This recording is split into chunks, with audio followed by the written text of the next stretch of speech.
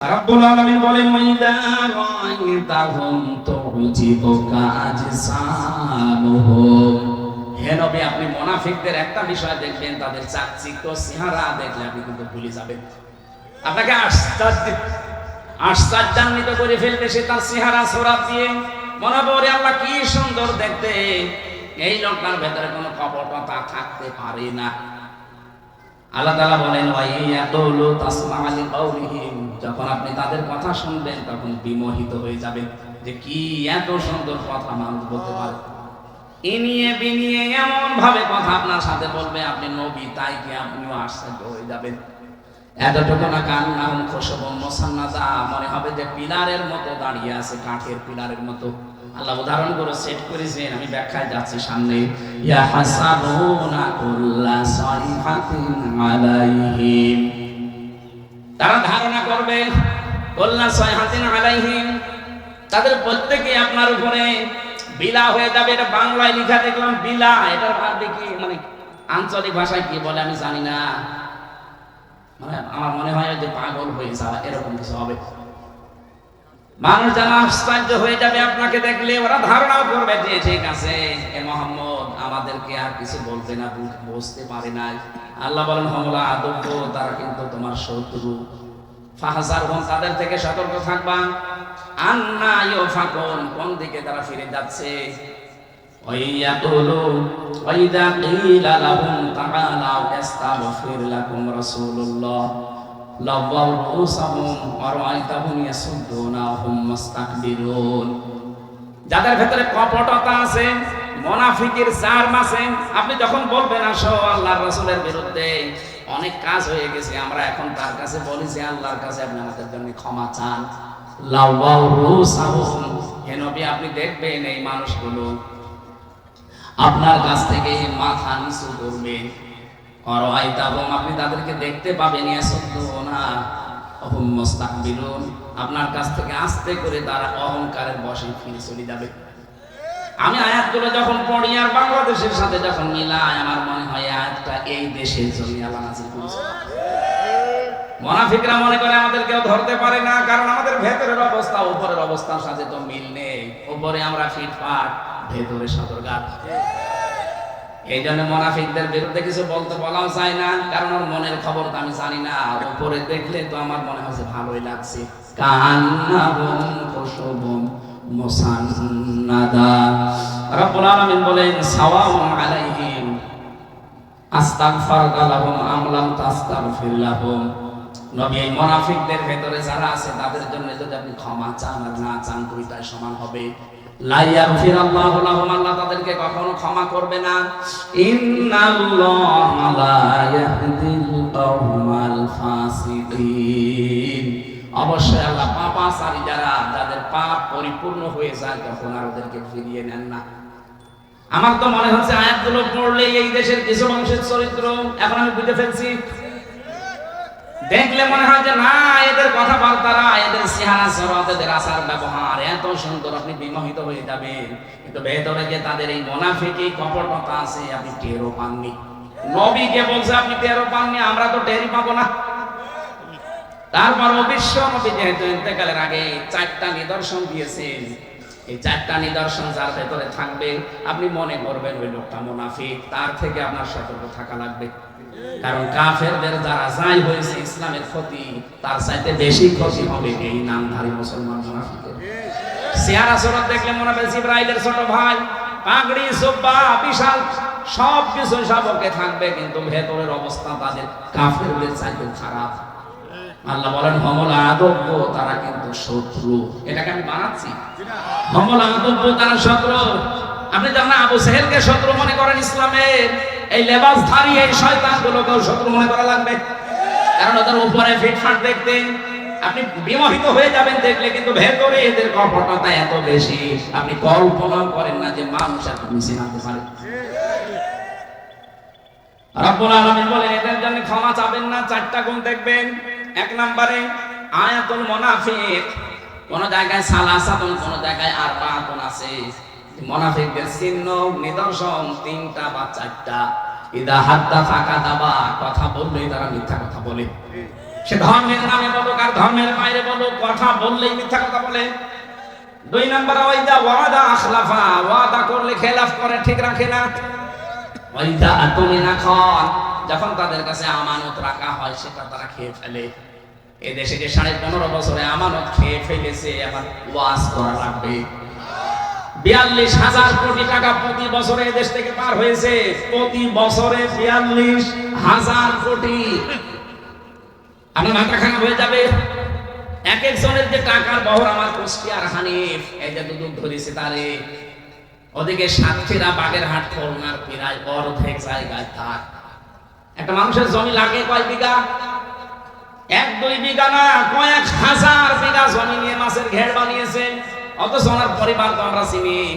যদি কিয়ামত পর্যন্ত হায়াত পাও, তাই এত জমি কেনা সম্ভব না, যদি কামাই করে কিনতে হতো। প্রত্যেকের চরিত্রে আমরা এখন তাই দেখতে পাচ্ছি। একজনের শুনলাম 620টা বাড়ি। আর এই যে দরবেশ যেটা সালমান এফ রহমান, 36,000 কোটি টাকা চুরি করেছে। 36 টাকা না, 36,000 না, 36 লাখ না, 36,000 কোটি। পদ্মা সেতু বানিয়েছে 32,000 কোটি দিয়ে, তাও 4 বার দুর্নীতির মাধ্যমে। এখন যারা আছে দায়িত্বে তারা প্রমাণ দিচ্ছে পদ্মা সেতু যত টাকা দিয়ে বানিয়েছে, ওই টাকা দিয়ে এরকম সেতু 4টা বানানো যায়। খালি বড় বড় মেগা নাম নিয়েছে প্রকল্প, আর মেগা ডাকাতি করেছে। ছাত্ররা যারা আক্রান্ত হয়ে যে কি এটা যেন ওই যে মেট্রো রেল বলেছিল 1 বছর সময় লাগবে এটা সারতে, আর এত টাকা খরচ হবে, অথচ 2.5 মাসের ভেতরে পুরো কমপ্লিট করে চলানো আরম্ভ করে দিয়েছে। মানে ওরা থাকলে কি করতে টের পাচ্ছেন। 4 নাম্বারটা ভালো করে বসে, কথা বললে মিথ্যা কথা বলবে, ওয়াদা করলে খেলাফ করবে, কিছু রাখলে খেয়ে ফেলবে। 4 নাম্বারটা ঝগড়া হলে গালি দেবে। এটা বাংলাদেশে নেই।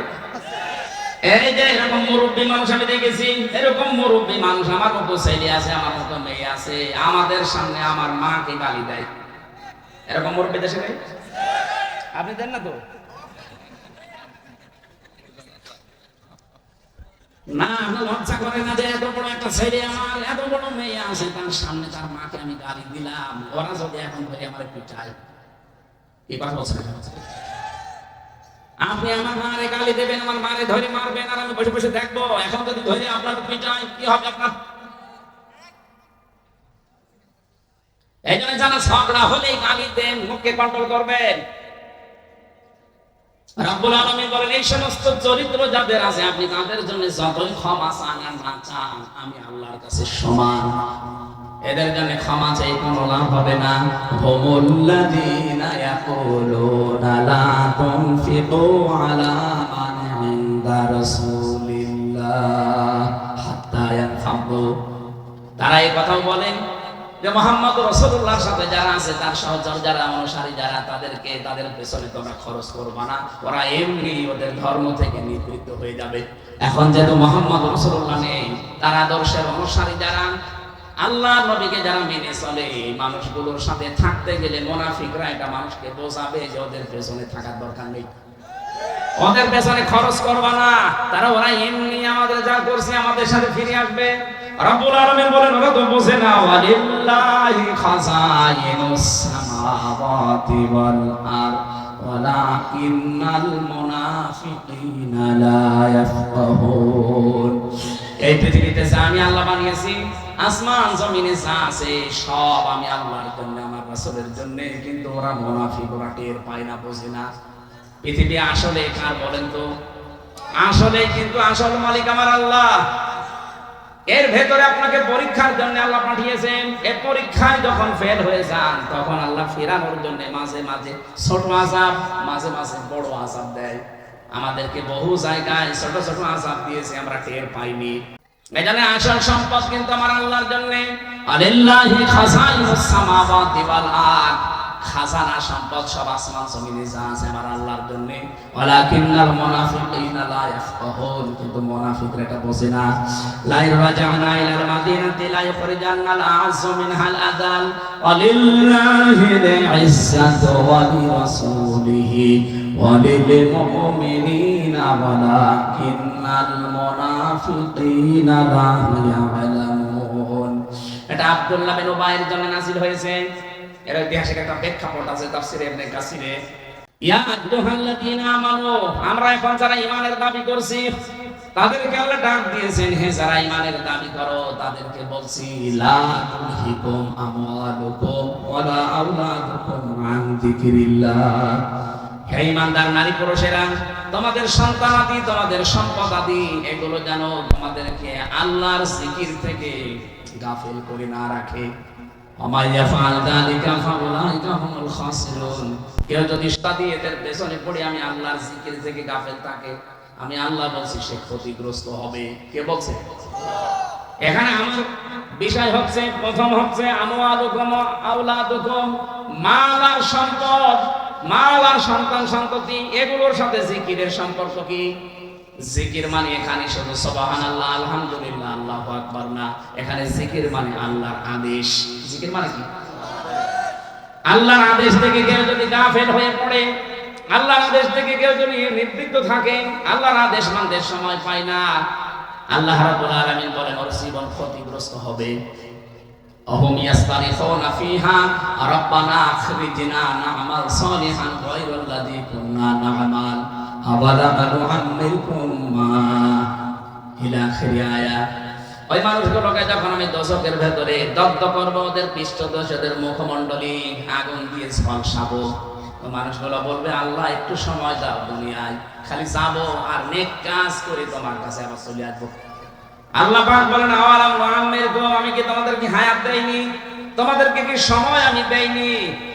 যে সময় দিয়েছিলাম, হাত্তা ইযা জাআহাদাহুমুল মাউতু ক্বালা রাব্বির জিউন লাআল্লি আ'মালু সালিহান ফীমা তারাকতু কাল্লা ইন্নাহা কালিমাতুন হুয়া কাইলুহা ইলা আখিরি আয়াত।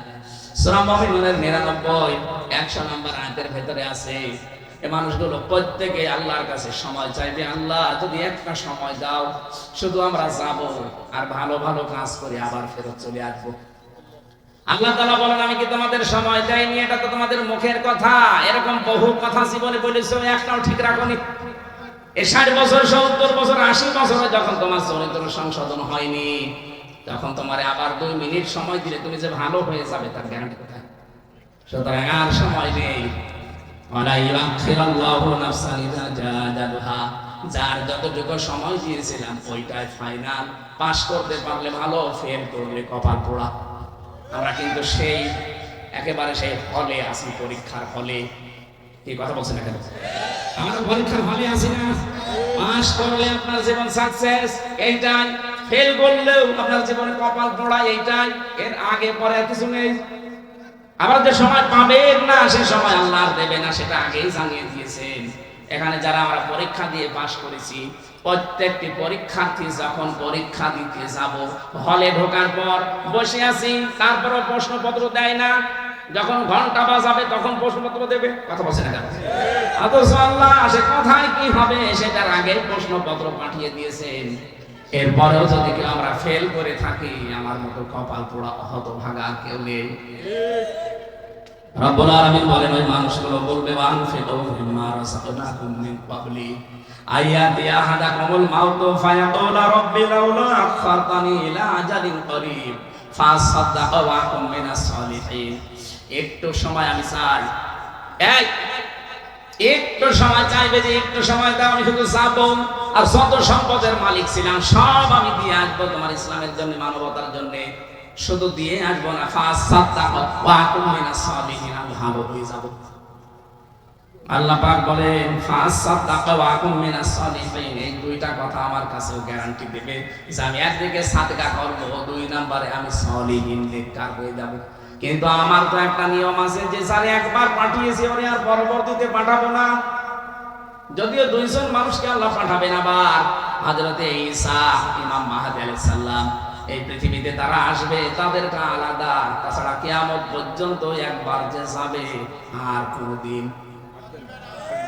যদিও অন্য ধর্মের এই বিশ্বাস আছে যে হিন্দুরা বিশ্বাস করে যে পুনরুজ্জন্মে একবার চলে গেলে নাকি আবার আরেকবার আসবে, ভালো কাজ করে গেলে মানুষ হয়ে আসবে আর খারাপ কাজ করে গেলে কুকুর হয়ে আসবে, এটা ওরা বিশ্বাস করে। কিন্তু আমাদের তো এটা না, আমাদের বিশ্বাস হচ্ছে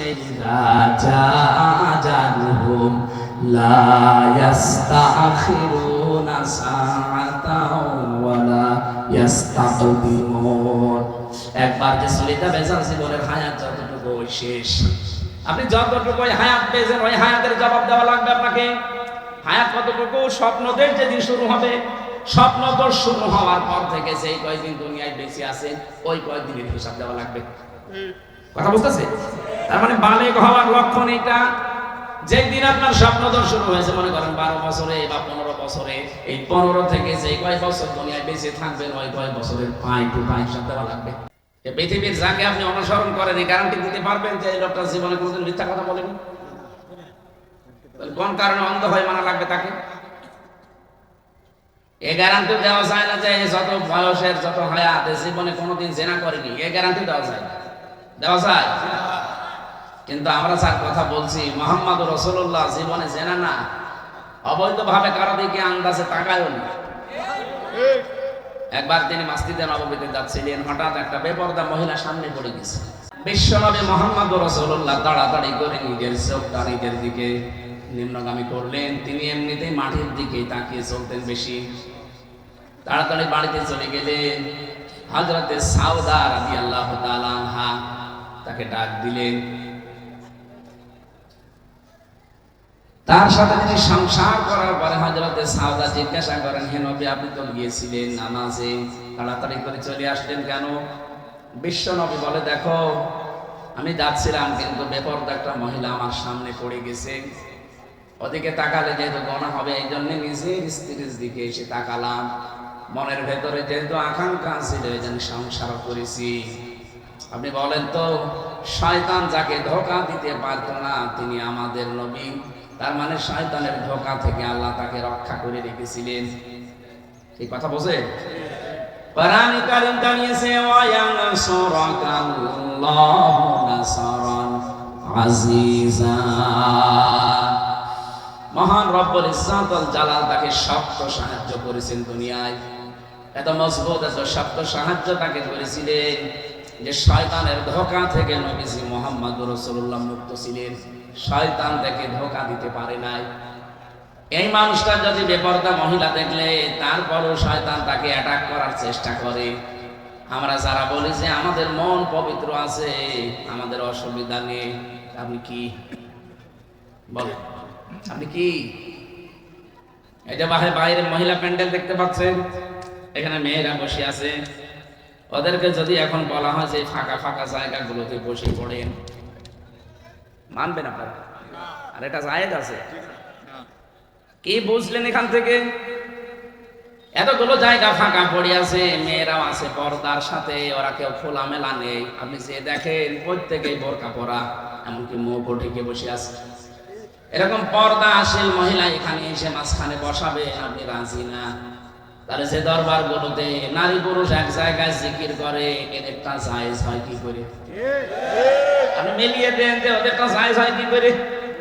এখানে ফাঁকা জায়গা পড়ে আছে, তাও আমি বলতে পারছি না যে মা বোনেরা এসে এখানে বসেন, আপনাদের জন্য আলাদা পর্দার ব্যবস্থা আছে, সেখানে যান। আপনার এইটা ভালো লাগে না, যেখানে বাবা শাহজালাল শাহ ভালো, এটা ভালো লাগে। এই জন্য আদর্শ নেতা মুহাম্মদ রাসূলুল্লাহ ছিলেন। এই পৃথিবীতে আপনি যাকে অনুসরণ করেন আপনি নির্ভুল তাকে পাবেন না। এমনকি তার আগে পেছনের সব আল্লাহ মাফ করে দিয়েছে, গ্যারান্টি দুনিয়ায় কারো পাবেন না। পাবেন?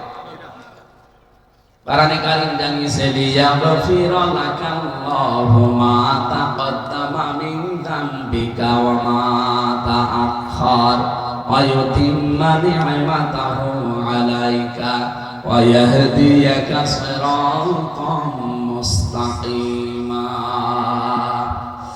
হে নবী, আপনার আগে পরের যত অপরাধ আল্লাহ সব মাফ করে দিয়েছেন, শুধু এতটুকু আল্লাহ শেষ করে দেননি, আয়াতিম্মা নি'মাতাহু আলাইকা, আল্লাহর যত নিয়ামত কিয়ামত পর্যন্ত আসতে পারে সব আল্লাহর নবীকে আল্লাহ দিয়ে দিয়েছেন। তার মানে তার কাছে যে ধর্ম ইসলাম, এর ভেতরে সব নিয়ামত আল্লাহ পরিপূর্ণ করে দিয়েছেন। ওয়া আকমালতু লাকুম দীনাকুম ওয়া আতমামতু আলাইকুম নি'মাতি, আমি আজকে তোমার জন্য আমার দিনকে পরিপূর্ণ করে দিলাম। আজকে যত নিয়ামত আমার ছিল সব আমি ইসলামের ভেতরে প্রবেশ করিয়ে এটা আমি কামিল মুকাম্মেল করে দিলাম। ওয়ারাদিতু লাকুমুল ইসলাম দীনা, এই পৃথিবীর ময়দানে ইসলাম হিসাবে দিন হিসাবে মনোনীত করলাম ইসলামকে। জীবন ব্যবস্থা হিসাবে ইসলাম ছাড়া আপনি অন্য কোনোটা মানতে পারবেন না। এই আয়াতগুলো থেকে প্রমাণ হয় এতটুকু, শুধু এতটুকু আল্লাহ শেষ করে দিয়েছেন না। এর পরের শব্দটা ওয়ায়াহদিয়াকা সিরাতাম মুস্তাকিমা, হে নবী আপনাকে আমি সিরাতে মুস্তাকিম এইটার উপরে পরিচালিত করেছি, এটার উপরে আপনাকে আমি পথ দেখিয়েছি। সুতরাং যার গ্যারান্টি আছে আপনি তাকে বাদ দিয়ে অন্য মানুষকে অনুসরণ করেন। নেতৃত্বের বিষয়টা যদি শুধু দুনিয়ার বিষয় হতো, আল্লাহর কসম আমি এখানে উচ্চারণ করতাম না। আজ নেতা ঠিক নেই, এই কারণে হাজারো মানুষ বিভ্রান্তিতে আছে। সাফ কথা শোনেন, যেই দলের নেতা জাহান্নামে যাবে, ওই দলের যত কর্মী আছে সব তার সাথে জাহান্নামে যাওয়া লাগবে। এটা আমি বানালাম। হ্যাঁ, সূরা হুদ 12 নম্বর পারা 12 নম্বর পৃষ্ঠার প্রথম নম্বর লাইনের 98 নম্বর আয়াত। যত তাফসির আছে বাংলাদেশে বাংলা খুলে দেখেন, এইটাই লেখা আছে। আপনি রাগ না করে এই আয়াতগুলো বাড়িতে মিলা, আমি তো আয়াত পারা পৃষ্ঠা লাইন রূপ সব নাম বলে দিচ্ছি। এরপরও যদি কারো রাগ হয় তাহলে এই আয়াত কেটে কোরআন থেকে বাদ দিয়ে দিন। এটা তো পারবেন নাকি? ইয়াকদুমু কওমাহু ইয়াওমাল কিয়ামাতি ফাআওরাদাহুম নার ওয়া বিইসাল বিরদুল মাউরুদ। যদি আয়াতটা ফেরাউন সম্পর্কে নাযিল হওয়া, তাফসিরে সব মুফাসসিরে আয়াতের ব্যাপারে একমত যে সে দলের নেতা জাহান্নামে যাবে, ওই দলের যত অনুসারী কর্মী সব তার সাথে জাহান্নামে যাবে। এবার নিজের সাথে মিলান তো আপনার অবস্থান কোন জায়গায়। আমি বারবার কেন এই শব্দটা বলছি, দুনিয়ার বিষয় হলে শুধু বলতাম না, এটা সম্পর্ক আখিরাতের সাথে। কোরআনে কারীম জানিয়েছে কিয়ামতের ময়দানে প্রতিটি মানুষকে আল্লাহ যখন বিচারের জন্য ডাকবেন, কাউকে প্রথম নাম্বারে একা একা ডেকে জিজ্ঞাসা করে নেবেন, অকুল্লুহুম আতিহি ইয়াউমাল কিয়ামাতি ফারদা। সূরা মারইয়াম 16 নম্বর পারার 10 নম্বর পৃষ্ঠার 15 নম্বর লাইনের 95 নম্বর আয়াতে আছে যে কিয়ামতে প্রতিটি মানুষকে কিন্তু আল্লাহ বিচার করার জন্য ডাকবে, একজন একজন করে। কয়জন করে? কথা বুঝতেছে?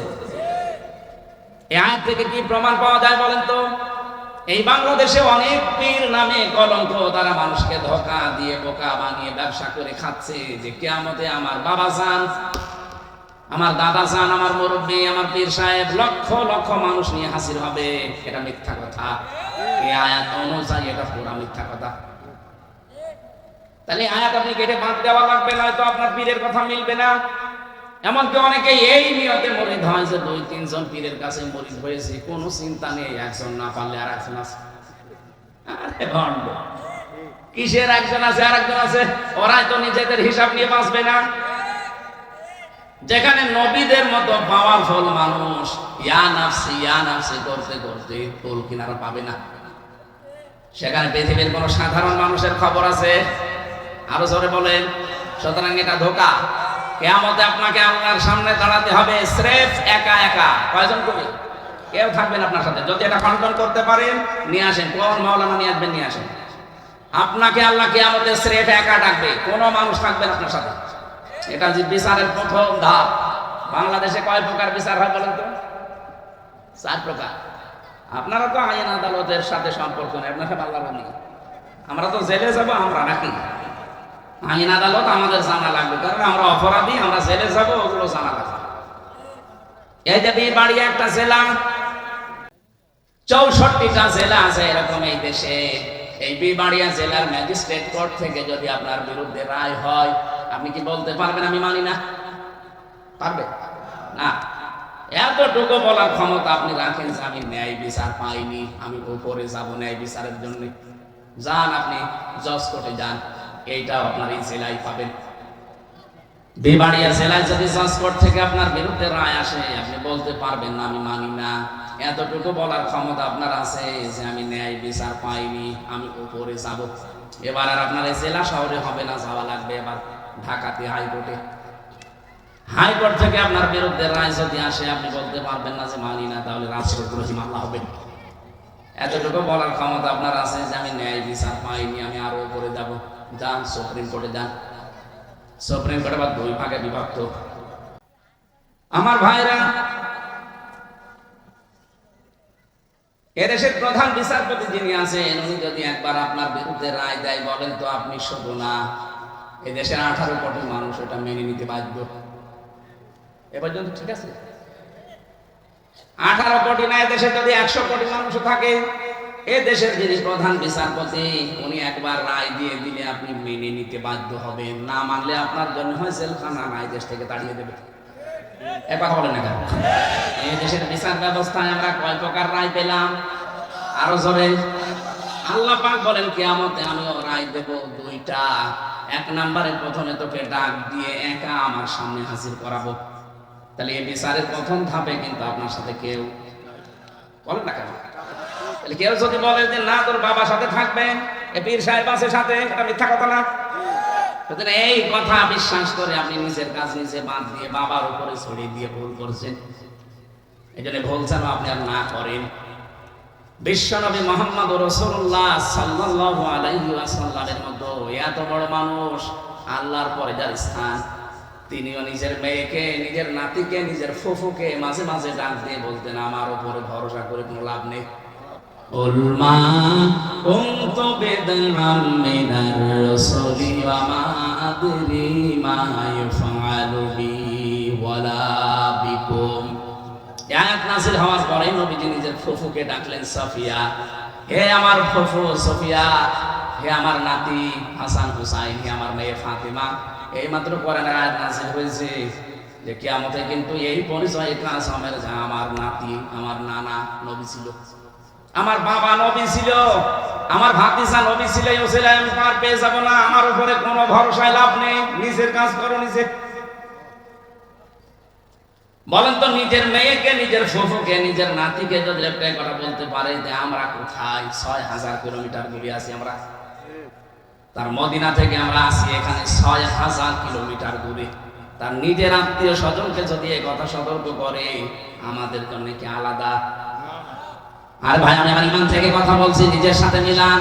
এখনই যদি চোখ বন্ধ হয়ে যায়, বলেন তো, এখন আপনাকে বাড়ি নিয়ে যাবে, মারা গেলেন, বাড়ি নিয়ে গিয়ে যদি বলে আপনার বউ চৌকির উপরে, খাটের উপরে থাকে, আপনার খাটের নিচে আপনাকে মাটি দেওয়া হবে, কোন বউ আছে রাজি হবে বলেন? অথচ ঘরটার জন্য আপনি দুনিয়া শেষ করে দিয়েছেন। ঘরের ভেতরে শুধু শুধু বলা হয় 10 দিন আমরা এখানে রেখে দেবো, ওই 1 দিন রাখতে দেবেন, আপনার যত ভালোবাসার বউ হোক। আল্লাহ বারবার কোরআনে আয়াতটা দিয়েছেন, আমাল হায়াতুদ দুনিয়া ইল্লা মাতাউল গুরুর।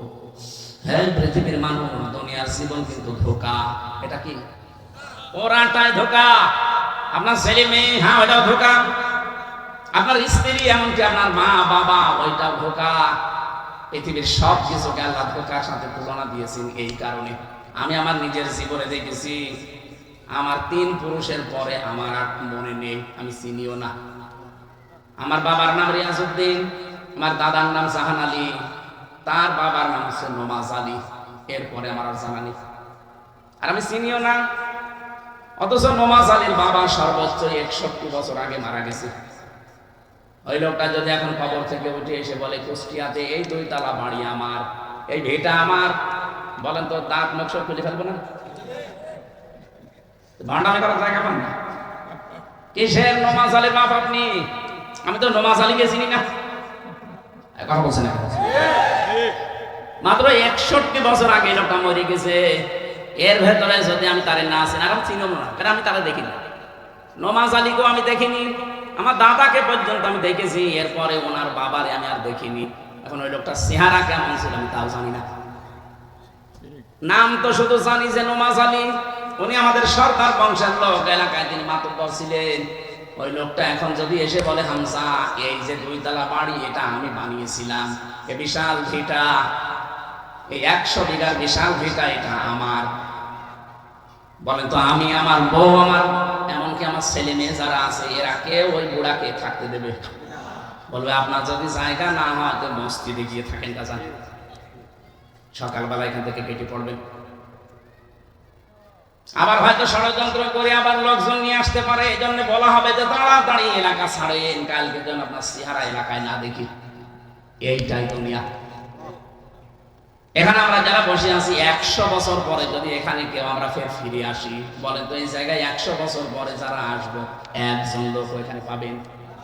যারা আসবে সব নতুন মানুষ, ওরা তো আর আপনাকে চিনি না।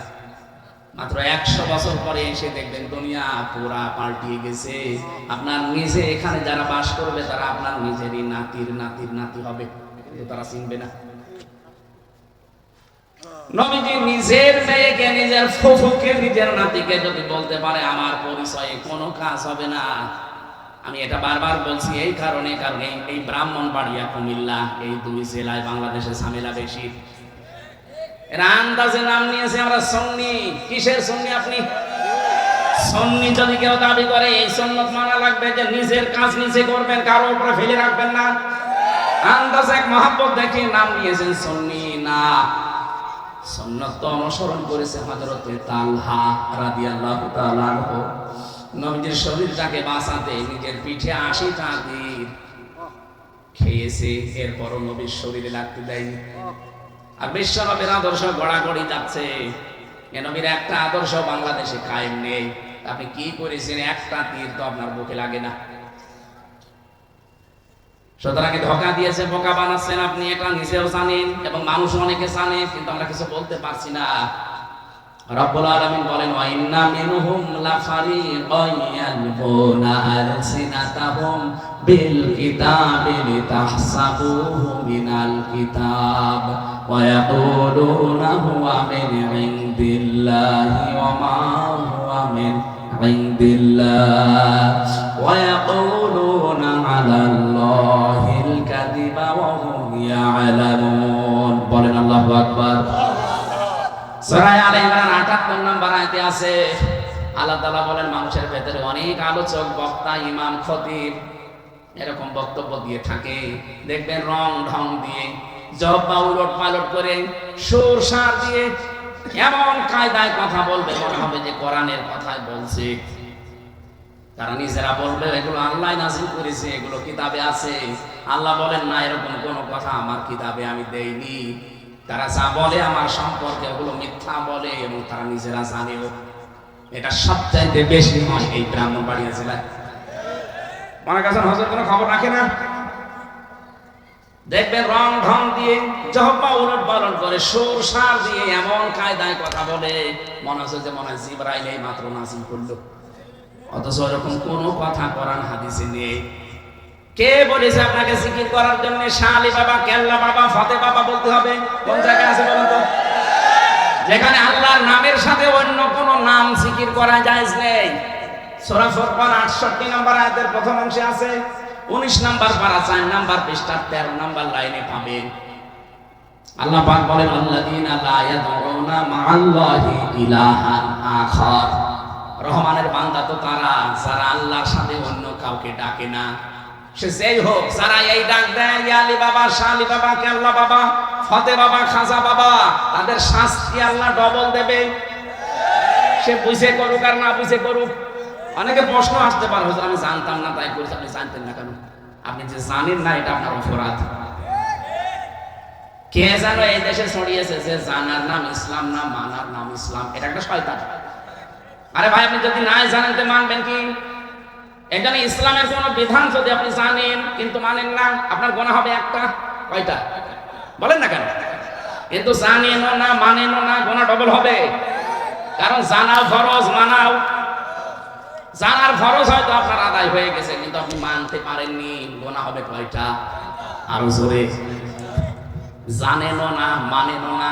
জানাও ছিল ফরজ, মানাও ছিল। দুইটা ফরজ লঙ্ঘন করলে গোনা কয়টা হবে? সুতরাং যারা আমার এই তাহেরি ভাইয়ের সাথে মিলে আল্লাহ বাবা ফাতে বাবা জিকির করছেন, জেনে করেন আর না জেনে করেন, আপনার শাস্তি ডবল হবে। যদি বলেন দলিলের পরের আয়াত, দলিল আছে 69 নম্বর আয়াত, ইউদাফ লাহুল আযাব ইয়াউমাল কিয়ামাহ, আল্লাহ বলেন ওদের শাস্তি আমি ডবল দেব। সুতরাং আজকে সিদ্ধান্ত নেওয়া লাগবে, আল্লাহর সাথে আমি অন্য কাউকে আর ডাকবো না। এই কথা বোঝা যায় না? রাসূলুল্লাহর নামে জিকির করা জায়েজ নেই। আপনি রাসূলের নামে দরুদ পড়বেন, কারণ জিকির একটা ইবাদত। কি এই জিকির হবে কার নামে? আরো জোরে বলেন। আজকে থেকে ওরা যদি বলে না কে আল্লাহ বাবা জিকির করা যায়, বলবে আয়াত দেখান। কিসের কেল্লা, কিসের ফতে? কিয়ামতে আপনাকে হাসি ভালো লাগবে আল্লাহর সামনে, স্রেফ একা, কোনো কেল্লা থাকবে না। আর বলে না আমার বাবা আছে। এটা প্রথম ধাপ গেল। দ্বিতীয় ধাপে এবার আল্লাহ ডাকবেন, আপনাকে একা ডাকবে না। ইয়াউমা নাদউ কুল্লা উনাসিন বিইমামিহিম, সূরা বানী ইসরাঈলের 71 নম্বর আয়াতে আছে, প্রথম অংশে পাবেন। 15 নম্বর পারা 8 নম্বর পৃষ্ঠা 3 নম্বর লাইনে আছে। আল্লাহ বলেন কিয়ামতে এবার আমি আর একা না, তোকে ডাকবো তোর নেতার সাথে। কার সাথে? বলেন বলেন। আমি এটা বানিয়ে বলছি, বারবার যে কথা রিপিট করছি এমনি না। কিয়ামতের নেতার সাথে আপনি উঠবেন। আপনি এমন নেতার অনুসরণ করে চলেন যার পা ঠিক মতো মাটিতে রাত 9টার পরে আর পড়ে না, এমন লাল পানি খেয়েছে যে রিকশা ছাড়া বাড়ি যেতে পারে না। এরকম নেতা দেশে নেই? তাল গাছের ধাক্কা দিয়ে বলে মিয়া ভাই সাইড দেয়া, কতক্ষণ দাঁড়াবো?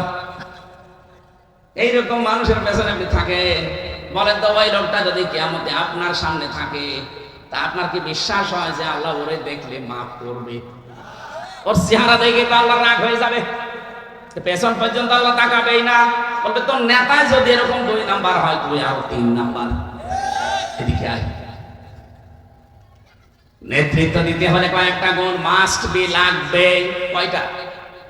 কমপক্ষে 5টা তো লাগবেই, নাই আপনি নেতৃত্ব দিতে পারবেন না। কারণ এটা আখিরাতের সাথে সম্পৃক্ত। শুধু দুনিয়া হলে আমি এটা বলতামই না। প্রথম নাম্বারে নেতা হতে হলে আপনার জ্ঞান লাগবে। এটা আপনি বানিয়ে বলছেন। সূরা বাকারা 247 নম্বর আয়াত, 2 নাম্বার পারা 19 নাম্বার পৃষ্ঠায় আছে, 13 নাম্বার লাইন, 14 নাম্বার লাইনে আছে। ক্বালা ইন্নাল্লাহা আসতাফাহু আলাইকুম ওয়া যাদাহু বাসতান ফিল ইলমি ওয়াল জিসম, ইলা আখিরি আয়াত।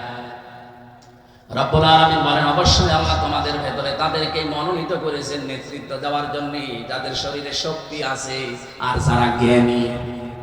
আমরা এমন নেতাকে পাই, জ্ঞান বলতে যে এইটার জ্ঞান লাগবে। কোনটা? আপনার কোরআনের জ্ঞান এত তলানিতে। এই কথা অনেকেই এখন বলতেছে যে কোরআনের সাথে রাজনৈতিক কোনো সম্পর্ক নেই। আপনি কি জ্ঞান অর্জন করেছেন বলেন তো?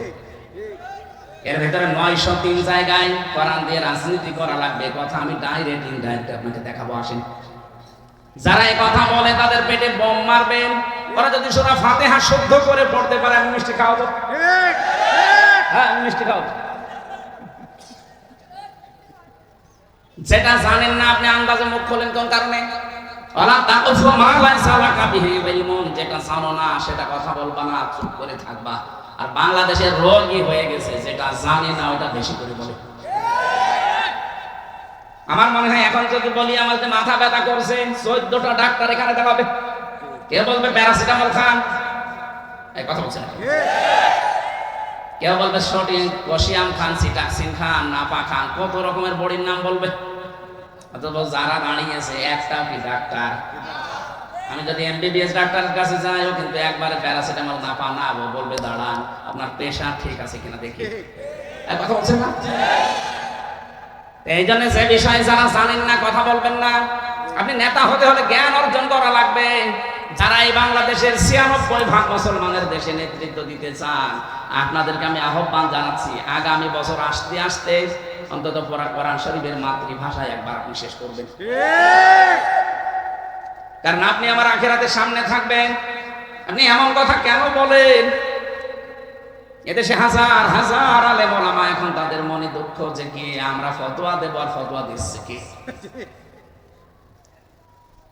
এই জন্য আমরা সাবধান, এখনই আপনাকে থামা লাগবে। যাদের শরীরে শক্তি নেই তারা রাজনীতির দিকে চলে যান, আপনার রাজনীতি করা জায়েজ নেই। আপনি একটা পিঠা খেতে পারবেন না, একটা তাড়া দিলে দৌড়াতে পারবেন না, জিহাদের ময়দানে আপনাকে ডাক দিলে আপনি পেছনে থাকবেন, আপনার নেতৃত্ব দেওয়ার দরকার কি? ফেলে ইলমি ওয়াল জিসমি, শক্তি লাগবে। এখানে যদি দাউদ আলাইহিস সালাম এবং তালুত জালুতের ঘটনা এমনি দেয়নি, এর মূল শিক্ষা এটা যে শক্তিশালী হওয়া লাগবে আপনাকে এবং জ্ঞান লাগবে। যে লোকটা বাংলাদেশে এই কথা বলতে পারে আগামীকাল ঈদুল ফিতরের জানাজার নামাজ অনুষ্ঠিত হবে, এর জ্ঞান আছে। কোনটা যে জানাজার নামাজ, কোনটা ঈদুল ফিতরের নামাজ তাও জানে, বিশাল টাকা হয়ে বসে আছে।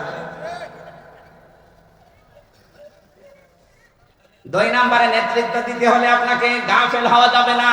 ওয়ালা তুতিউ মান আগফালনা কলবাহু আন যিকরিনা ওয়াত্তাবা হাওয়াহু ওয়া কানা আমরুহু ফুরতা। সূরা কাহফের 28 নম্বর আয়াতে আছে, এটা গাফেলদের সম্পর্কে। যারা গাফেল আল্লাহর আয়াত সম্পর্কে, তাদের অনুসরণ করা, তাদের নেতৃত্ব মানা জায়েজ নেই।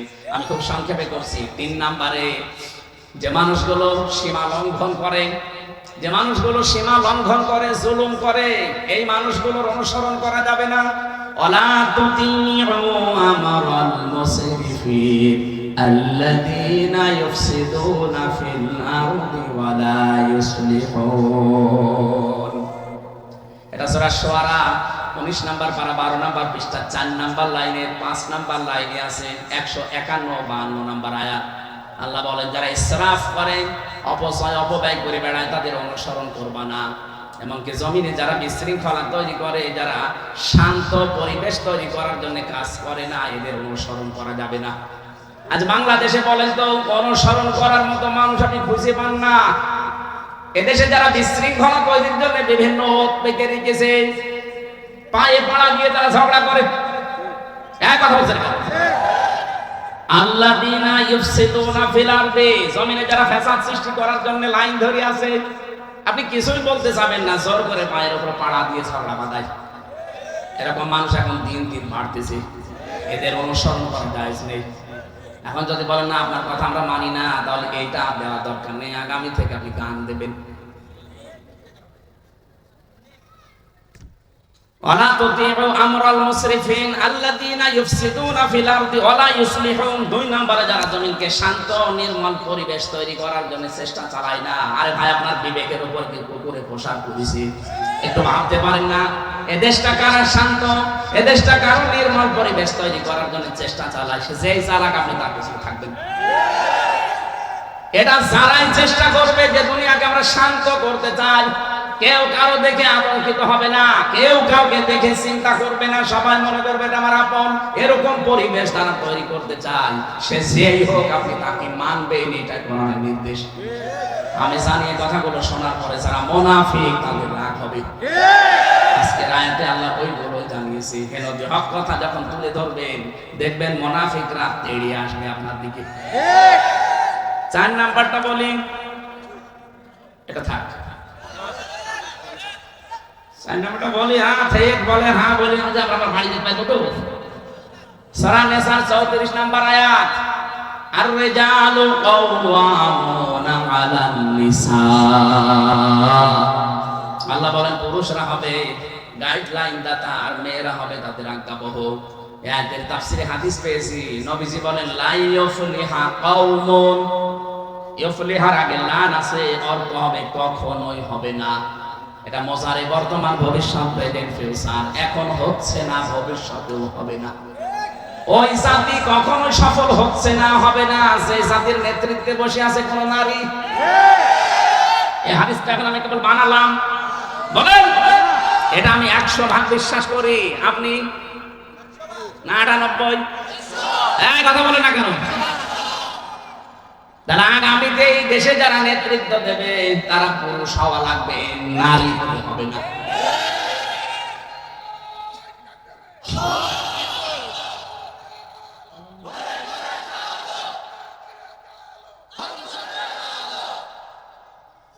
আমার মনে হয় কথাগুলো মেনে নিতে পারলে নবীর এই কথাকে আল্লাহ বাস্তবে দেখাতো। কথা আমরা মেনে নিতে পারি না, এই জন্য 54 বছর আল্লাহ আমাদের দেখায় না। আমরা বিশ্বাস করি নবীর হাদিস ঠিক, কিন্তু মানতে পারি না। বলেন তো, এই আগামীতে যারা আসবে এই দেশে ক্ষমতায়, তারা নারী হলে চলবে না পুরুষ হওয়া লাগবে? 5 নাম্বারটা শেষ বলবো। সূরা বাকারা প্রথম নাম্বার পারা 18 নাম্বার পৃষ্ঠা 3 নাম্বার লাইনের 124 নাম্বার আয়াতে আছে, ওয়াইদিবতালা ইব্রাহিম রাব্বুহু বিকালিমাতিন ফাতাম্মাহুন্না ক্বালা ইন্নী জা'iলুকা লিন-নাসি ইমামা ক্বালা ওয়া মিন যুররিয়্যাতি ক্বালা লা ইয়ানালু আহদিজ যালিমিন। রব্বুল আলামিন বলেন, তোমাদের জাতির পিতা ইব্রাহিম নবী আলাইহিস সালামকে আমি কিন্তু পদে পদে পরীক্ষা করেছিলাম। যতগুলো পরীক্ষা তাকে করলাম একটাও সে ফেল করে নাই, প্রত্যেকটাই পাস করেছে। এমনকি আগুনের পরীক্ষায় সে যখন উত্তীর্ণ হয়ে গেল, আমি আল্লাহ তাকে বললাম, তোমাকে আমি মানব জাতির নেতা বানিয়ে দিলাম। হযরত ইব্রাহিম ওই সময় তিনি বলেছিলেন, আল্লাহ এই যে নেতা নেতৃত্ব দেওয়া, এটাকে আমি শুধু একাই পেয়েছি নাকি আমার যারা সন্তানাদি দুনিয়ায় কিয়ামত পর্যন্ত আসবে এরাও পাবে? আল্লাহ বলেন, ক্বালা লা ইয়ানালু আহদিজ যালিমিন। এটা ইয়ানালু, এটা মুসারি, বর্তমান ভবিষ্যৎ প্রেজেন্ট ফিউচার। আল্লাহ বলেন, হ্যাঁ তোমার সন্তানদের ভেতরে নেতা হতে পারবে কিয়ামত পর্যন্ত, কিন্তু যারা জালেম তাদের জন্য আমার কোনো অঙ্গীকার নেই। তার মানে জালেমদের জন্য নেতা হওয়া হারাম। বলেন, সুলাইমান নবীর কাহিনী আমরা অনেক মজা করে শুনি। আরে ভাই, সুলাইমান নবীর কাহিনী মজার জন্য শোনার ব্যাপার না। তিনি যখন রাস্তা দিয়ে হাঁটছিলেন, হাত্তা ইদা আতাও আলা ওয়াদিন নামলি ক্বালাত নামলাতু ইয়া আইয়ুহান নামলু দুখুলু মাসাকিনাকুম লা ইয়াহতিমান্নাকুম সুলাইমানু ওয়া জুনুদুহু ওয়া হুম লা ইয়াশউরুন। হযরত সুলাইমান 3 বাহিনী নিয়ে যাচ্ছিলেন, মানুষ, জিন আর পশু পাখি। হঠাৎ করে দেখলেন রাস্তার পাশে পিপিলিকার একটা ঢিবা, ওই পিপিলিকার ঘর। পিপিলিকা একটা, যেটা নেতা, যেটা মাথা মোটা, ওটা দাঁড়িয়ে গেছে নিজের ঠ্যাঙের উপরে, পায়ের উপরে ভর দিয়ে। নিজের যারা জাতি আছে তাদেরকে আহ্বান জানাচ্ছে যে সুলাইমান আসতেছে, তাড়াতাড়ি করে নিজের নিরাপদ স্থানে বাসায় প্রবেশ করো। হযরত সুলাইমান কথাটা শোনার পরে পিপিলিকা হাতে তুলে নিলেন। দেখলেন যতগুলো এখানে পিপিলিকা আছে, পিঁপড়া আছে, তার ভেতরে একটু মোটা সাইজে বড়।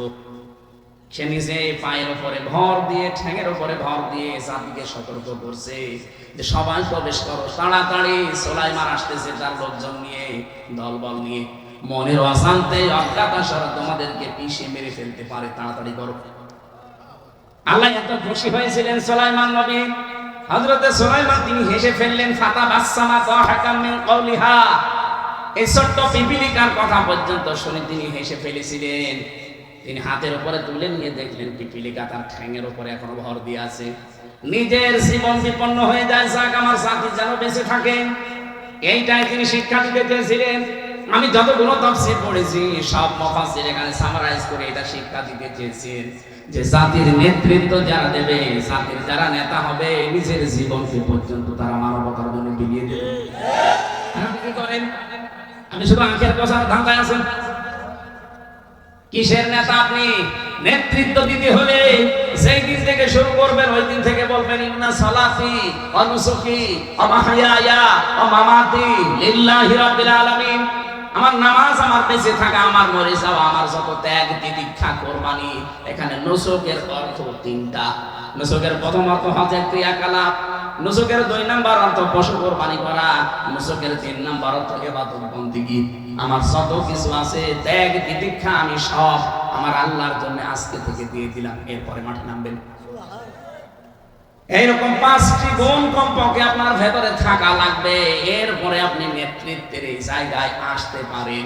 আমরা যাদেরকে দেখি একটাও নেই, আন্দাজে দাবি করে।